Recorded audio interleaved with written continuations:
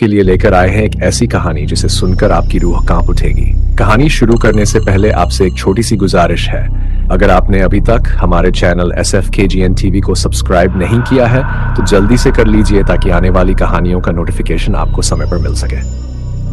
तो चलिए शुरू करते हैं चार आंखों वाली बदरू।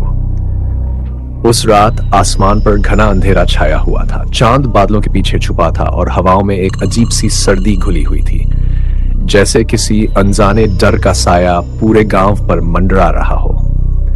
मैं उस पुराने रेस्ट हाउस में अकेला ठहरा था। ये रेस्ट हाउस कभी अंग्रेजों का था, अब सरकार ने मुझे रहने के लिए दिया था। गांव के लोग मिट्टी के घरों और झोपड़ियों में रहते थे, लेकिन यह जगह उनके लिए किसी महल से कम नहीं लगती थी। फिर भी उनकी आंखों में इसे लेकर एक अजीब सी दहशत साफ छलकती थी। उस दिन गांव के बुजुर्ग ने मुझे चेतावनी दी थी, साहब, रात को इस रेस्ट हाउस में अकेले मत रहना। यहाँ कुछ है जो इंसानों को चैन से नहीं रहने देता। मैंने इसे अंधविश्वास समझकर अनसुना कर दिया, पर अब सोचता हूं कि शायद मुझे उनकी बात मान लेनी चाहिए थी।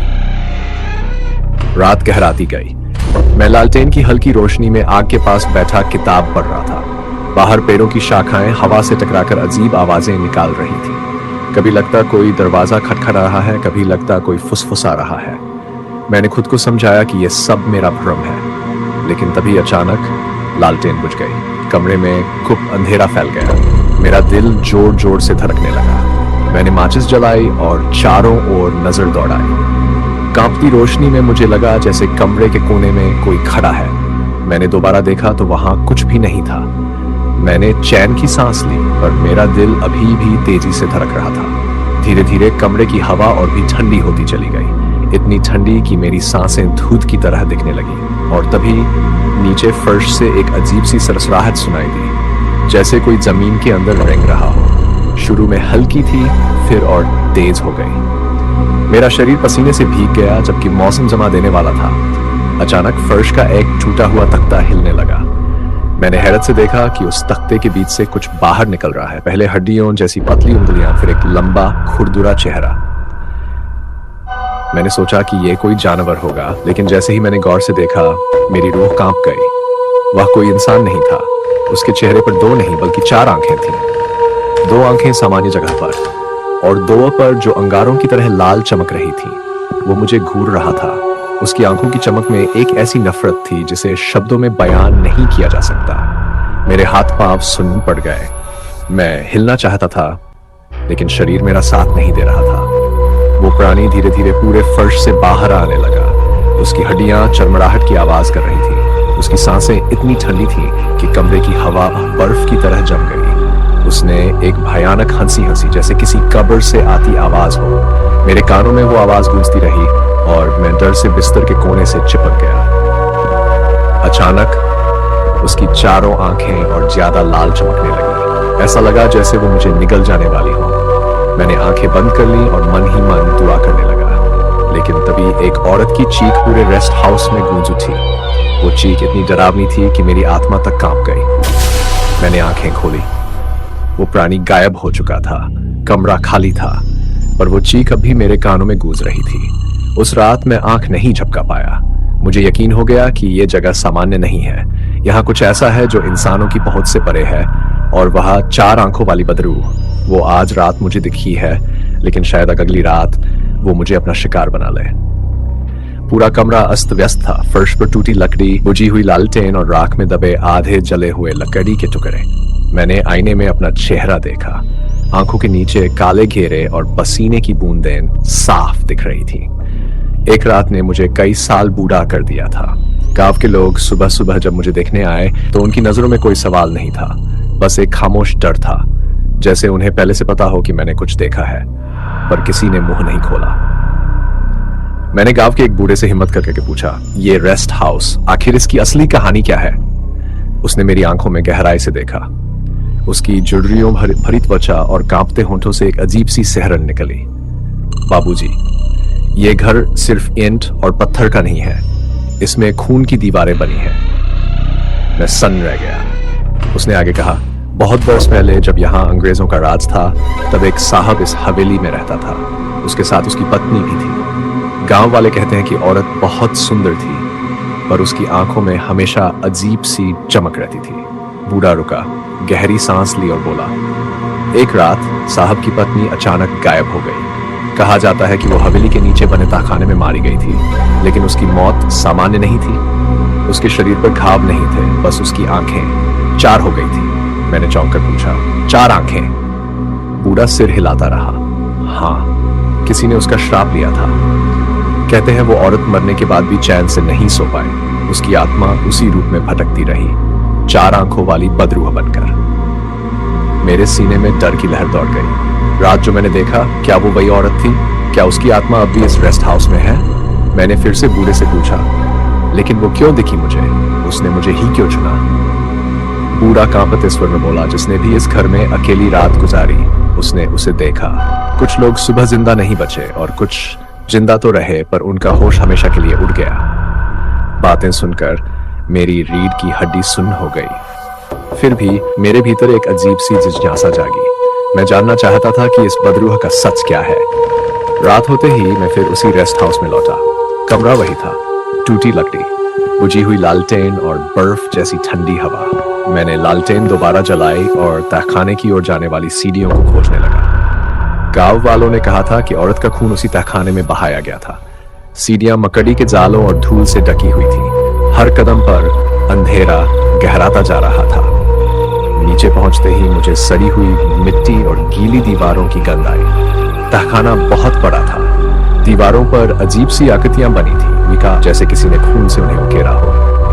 बीच में एक पुरानी कुर्सी पड़ी थी जिस पर लोहे की जंजीरें लपटी थी। मैंने देखा कि जमीन पर अजीब निशान बने थे, मानो किसी ने वहां तड़प तड़प कर दम तोड़ा हो। अचानक मेरे कानों में फिर वही सरसराहट गूंज उठी। मैंने लालटेन उठाई और चारों ओर रोशनी डाली। कोई नहीं था, लेकिन हवा अचानक जम गई। मेरे होंठों से भाप निकलने लगी और तभी दीवारों पर बनी आकृतियां हिलने लगीं, जैसे वो जिंदा हों। मैंने घबराकर पीछे हटना चाहा, पर तभी तहखाने की गहराई से एक औरत की कराहट सुनाई दी। वो कराह धीरे धीरे चीख में बदल गई, इतनी तेज कि मेरी कान की नसें फटने लगीं। मैंने लालटेन ऊंची की और देखा वो वहां थी, 4 आंखों वाली वही औरत। उसका चेहरा मेरे सामने था, उसकी आंखों से खून बह रहा था। उसने एक हाथ मेरी तरफ बढ़ाया और आवाज दी, तुम क्यों आए हो यहां? यह जगह तुम्हारी नहीं है। मैं पसीने से भीग गया, मेरे पैर कांपने लगे। वो धीरे धीरे मेरे करीब आ रही थी। उसकी हड्डियों की चरमराहट तहखाने की दीवारों से टकराकर गूंज रही थी। उसकी आंखों की चमक लाल से काली होती जा रही थी। मैं पीछे हटता गया, लेकिन मेरी पीठ दीवार से टकरा गई। अब भागने का कोई रास्ता नहीं था। उसने अपनी ठंडी उंगलियां मेरे गले पर रखीं। ऐसा लगा जैसे कोई बर्फीली छुरी मेरी त्वचा चीर रही हो। मेरी सांस रुकने लगी और तभी लालटेन बुझ गई। पूरे तहखाने में घुप अंधेरा छा गया। बस उसकी हंसी गूंज रही थी, धीमी लेकिन ऐसी कि मेरी आत्मा कांप उठी। उसकी चारों आंखों की चमक अंधेरे में भी झलक रही थी। कभी वो लाल दिखती, कभी नीली और कभी एकदम काली। अचानक मेरे कानों के पास एक फुसफुसाहट गूंजी, तुम्हें यहां नहीं आना चाहिए था। मेरी पूरी रीढ़ की हड्डी कांप गई। मैंने कांपते हाथों से जेब टटोली और माचिस निकाली। किसी तरह एक तीली जलाई। जैसे ही हल्की सी रोशनी फैली, मेरा दिल रुकने को आया। वो औरत बिल्कुल मेरे सामने थी। उसका चेहरा खून से सना हुआ था। उसकी आंखों से आंसू नहीं बल्कि लाल धाराएं बह रही थी। उसने मुझे घूरते हुए कहा, इस घर की नींव मेरी हड्डियों से बनी है, कोई भी यहाँ सुकून से नहीं रह सकता। उसकी आवाज ऐसी थी जैसे हजारों टूटे शीशे एक साथ घिस रहे हों। मेरे कानों में दर्द होने लगा। मैंने डर के मारे माचिस गिरा दी। फिर से अंधेरा छा गया। अचानक तहखाने की दीवारें कांपने लगी, जैसे कोई अंदर से उन्हें धकेल रहा हो। छत से धूल और पत्थर गिरने लगे। मैं बेतहाशा सीढ़ियों की ओर भागा, लेकिन जैसे ही ऊपर पहुंचा, दरवाजा अपने आप बंद हो गया। मैंने पूरी ताकत से धक्का दिया, लेकिन वो नहीं खुला। पीछे से कराहने की आवाज और तेज हो गई। अब वो चीखों में बदल रही थी। मैंने घबराकर पीछे देखा। वो औरत अब हवा में तैर रही थी। उसके बाल जमीन तक लटक रहे थे। उसका शरीर बीच बीच में गायब हो जाता और फिर अचानक सामने आ जाता। उसकी चारों आंखें मुझ पर टिकी थी और इस बार उनमें नफरत नहीं बल्कि भूख थी। अचानक उसने चिल्लाकर कहा, तुम मेरा अतीत जानना चाहते हो? तो देखो। इतना कहते ही तहखाने की दीवारें एकदम चमक उठी। मेरे सामने अंधेरे में एक दृश्य उभरने लगा, जैसे किसी ने समय का पर्दा हटाकर मुझे अतीत में झांकने दिया हो। मैंने देखा सैकड़ों साल पहले यही तहखाना खून से लाल था। एक अंग्रेज अफसर अपनी पत्नी को इस कुर्सी से बांध रहा था और चारों ओर अजनबी लोग खड़े थे जिनके हाथों में अजीब औजार थे। औरत चीख रही थी और उसकी आवाज बाहर तक नहीं पहुंच रही थी। वो अंग्रेज अफसर लगातार कह रहा था, तुमने मुझे धोखा दिया है, अब तुम्हें मौत भी चैन नहीं देगी। उसने अपनी पत्नी की आंखों में जलता हुआ लोहे का औजार दबा दिया और चीखों के बीच उसकी आंखें 2 से 4 हो गई। खून बहता रहा और औरत वहीं तड़प तड़प कर मर गई। लेकिन उसकी चीखें मरने के बाद भी थमी नहीं, उसकी आत्मा वहीं कैद रह गई। यही औरत बाद में 4 आंखों वाली बदरूह बनी। मैंने वो सब देखा तो मेरा गला सूख गया, मेरे पांव जैसे जमीन में धंस गए। अचानक दृश्य गायब हो गया और वो औरत फिर से मेरे सामने खड़ी थी। उसने कहा, अब तुमने मेरा सच जान लिया है, अब तुम यहां से जिंदा नहीं जा सकोगे। उसकी चारों आंखें अचानक आग की तरह जलने लगीं, तहखाना लाला रोशनी से भर गया, दीवारें खून से पकने लगीं। मैं सीढ़ियों की ओर भागा और पूरी ताकत से दरवाजे धक्का मारा। इस बार दरवाजा खुल गया। मैं बाहर निकल कर गिर पड़ा, सांसें तेज चल, लेकिन तहखाने से अभी उसकी हंसी गूंज रही थी।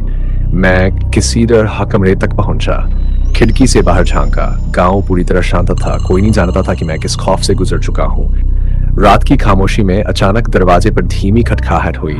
पहले लगा कि शायद हवा का असर है, लेकिन फिर दोबारा वही आवाज। मैंने साहस जुटाकर दरवाजा खोला। बाहर कोई नहीं था, बस ठंडी हवा का एक झोंका कमरे में घुस आया। मैंने दरवाजा बंद करने के लिए हाथ पर आया ही था कि अचानक मेरी नजर फर्श पर पड़ी। गंदे गीले पदचिन्ह कमरे की ओर आ रहे थे, पर बाहर मिट्टी सूखी थी। तो फिर ये निशान किसके थे?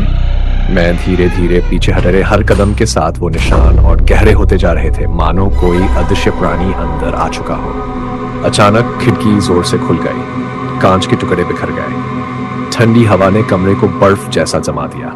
मैं कांपते हुए पीछे मुड़ा और देखा कि दीवार पर एक छाया हिल रही थी, लेकिन कमरे में मैं अकेला था। वो छाया धीरे धीरे बड़ी होती गई और फिर उसका आकार इंसानी बन गया। 4 आंखों वाला चेहरा दीवार पर साफ दिखने लगा। मैंने चीखने की कोशिश की, लेकिन गला सूख गया। अचानक दीवार पर बनी वो आकृति हिलते हिलते कमरे से बाहर निकल आई। अब वो मेरे सामने खड़ी थी। उसकी चारों आंखें मुझे घूर रही थी। इस बार उनमें सिर्फ गुस्सा नहीं था, बल्कि एक ऐसी भूख थी जो मेरी आत्मा को भी चूस लेना चाहती थी। उसने धीमी आवाज में कहा, तुम भाग नहीं सकते, ये घर मेरा है और अब तुम भी। मैं डरते डरते पीछे हटा, लेकिन पीछे दीवार थी। वो धीरे धीरे पास आती गई। अचानक उसके लंबे बाल जमीन पर फैल गए और सांपों की तरह सरकने लगे।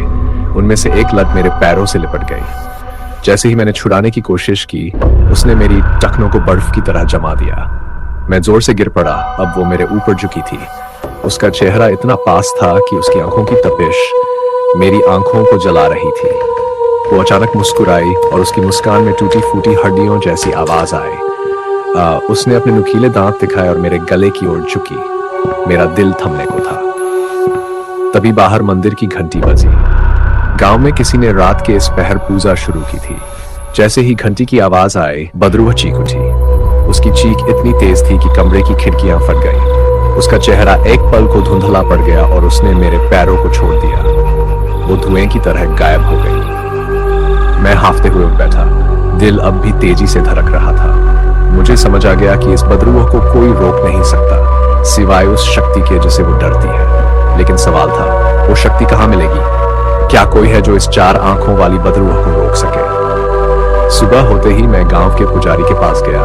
मैंने सब कुछ बता दिया। पुजारी का चेहरा गंभीर हो गया। उसने कहा, यह आत्मा बेहद शक्तिशाली है, इसे साधारण तरीकों से नहीं रोका जा सकता। इसकी आत्मा अधूरी है। जब तक इसे मुक्ति नहीं मिलेगी, ये तुम्हारा पीछा नहीं छोड़ेगी। मैंने कांपते हुए पूछा, तो मुझे क्या करना होगा? पुजारी बोला, तुम्हें उस तहखाने में वापस जाना होगा। वहीं उसकी आत्मा कैद है। उसकी अस्थियां अभी भी उस कुर्सी के नीचे दबाई गई है। उन्हें शांति देने के लिए विशेष अनुष्ठान करना होगा, पर ध्यान रहे, वो तुम्हें ऐसा करने नहीं देगी। मेरे पांव जैसे जड़ हो गए। फिर से उस तहखाने में जाना, जहां मैंने मौत को करीब से देखा था, लेकिन मेरे पास और कोई रास्ता नहीं था। अगर मैं ये नहीं करता तो बदरूह मुझे धीरे धीरे मार देगी। उस रात मैं फिर से लालटेन और पुजारी द्वारा दिए गए मंत्रों के साथ तहखाने में उतरा। सीढ़ियों पर कदम रखते ही हवा भारी हो गई। इस बार माहौल पहले से और डरावना था। दीवारों से खून रिसने लगा और बीच में वही कुर्सी खड़ी थी। उसके नीचे से अजीब रोशनी निकल रही थी। मैं कुर्सी के पास पहुंचा और मिट्टी खोदने लगा। जैसे ही मैंने पहला मुट्ठी भर मिट्टी हटाई, तहखाने में अचानक चीख गूंजी। वो चीख किसी और की नहीं, बदरूह की थी। वो प्रकट हो चुकी थी। चारों आंखें आग की तरह जल रही थी। उसने गरजते हुए कहा, रुको, मेरी नींद को मत तोड़ो। अगर तुमने ये अस्थियां छुई तो मैं तुम्हें कभी नहीं छोड़ूंगी। मैं मिट्टी हटाता रहा। उसके बाल सांपों की तरह मेरी ओर बढ़े। उसकी आंखों से बिजली सी चमक निकली। तहखाने की दीवारें कांपने लगी। मैंने हिम्मत जुटाकर मंत्र पढ़ना शुरू किया। उसकी चीखें और तेज हो गईं। उसका शरीर कांपने लगा, मानो वो तड़प रही हो। और चारों तरफ सिर्फ बदरूह की सांसों की खड़खड़ाहट गूंज रही थी। वो बिल्कुल मेरे पास थी, इतनी पास कि उसकी ठंडी सांसें मेरे चेहरे से टकरा रही थी। मैंने कांपते हुए मंत्र पढ़ना शुरू किया, लेकिन जैसे ही पहला शब्द निकला, बदरूह चीख उठी। उसकी चीख इतनी तेज थी कि तहखाने की दीवारें कांपने लगी और मिट्टी मेरे ऊपर गिरने लगी। वो बोली, तू मेरी अस्थियों को छू नहीं पाएगा। तेरी हर सांस अब मेरी है। उसकी आंखों से आग की तरह रोशनी निकली और पूरा तहखाना लाल चमक से भर गया। मैंने अपनी हथेली जमीन पर दबाई और मिट्टी खोदना शुरू किया। मेरे नाखून टूटने लगे, लेकिन मैं रुक नहीं सका। कुछ देर बाद मेरी उंगलियां किसी कठोर चीज से टकराई। वो हड्डियां थीं। जैसे ही मैंने उन्हें छुआ, बदरूह ने भयानक गर्जना की। उसका असली रूप सामने आ गया। वो अब इंसानी आकार में नहीं थी। उसका शरीर कंकाल की तरह हो चुका था। बाल हवा में लहर रहे थे और चारों आंखें इतनी चमक रही थी मानो किसी और दुनिया के दरवाजे हो। वो मेरे ऊपर झपटी।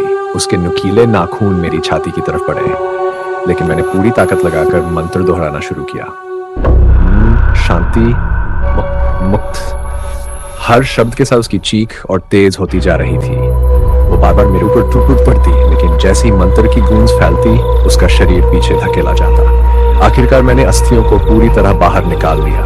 मैंने अपने थैले से पुजारी द्वारा दिया गया पवित्र जल छिड़क दिया। जैसे ही पानी हड्डियों को छुआ, पूरे तहखाने में बिजली सी चमक दौड़ गई। बदरूह जमीन पर गिर पड़ी। उसकी चारों आंखें धीरे धीरे बुझने लगी। वो तड़पती रही, चिल्लाती रही, मुझे मत मिटाओ, मैं अधूरी हूं, मुझे जीने दो। लेकिन मंत्र और जल ने उसकी शक्ति खत्म कर दी। वो राख बनकर हवा में उड़ गई।